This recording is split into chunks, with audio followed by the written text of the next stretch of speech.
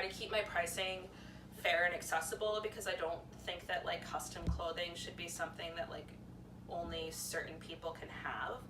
I don't think that like having custom clothing should be something that's necessarily associated with like money or status. I think it should be something that if you want it and you need that for like self-care to help you feel good, you should be able to get it. So I try to keep things affordable. I mean, my dresses are about $140 for like a more detailed custom made dress, but I still feel like that's accessible, and I make it a point, like, if someone's like, oh my gosh, I want this fabric, I saw it online, like, I'm never gonna be like, no, I'm not gonna make that for you. It's just hard because, like, it's hard to find fabric deals online.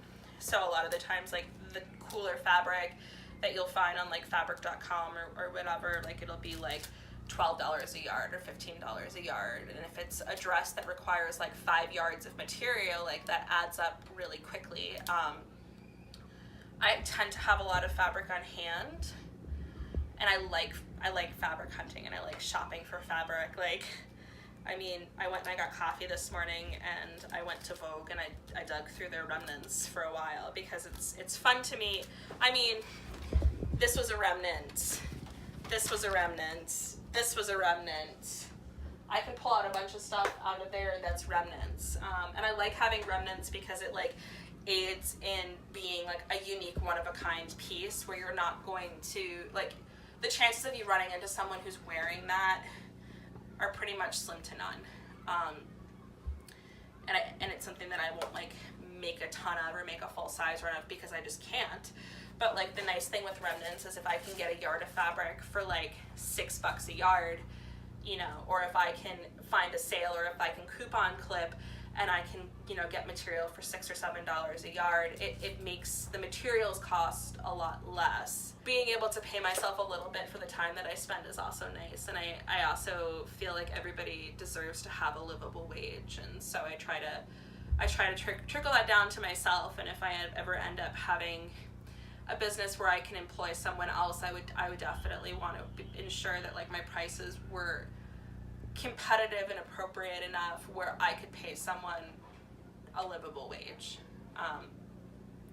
Because I think that's like one of my other frustrations with like fast fashion is like a lot of it isn't ethically produced. There's a lot of waste, and there's a lot of people who live in parts of the world that aren't paid a fair wage to create clothing that is like marked up substantially when it ends up in a retailer, and it's just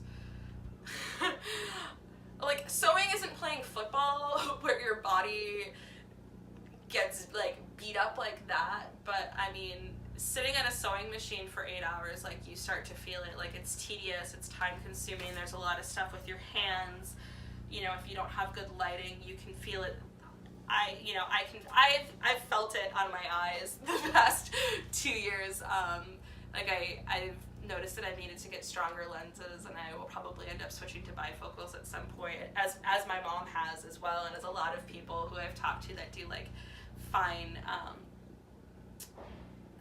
like needlework and sewing stuff. I mean, when it's really tiny, it does put some eye strain on you. So it's, you know, being in the United States and, you know, having a business where I don't have someone yelling at me, telling me that I need to make like 500 shirts that day.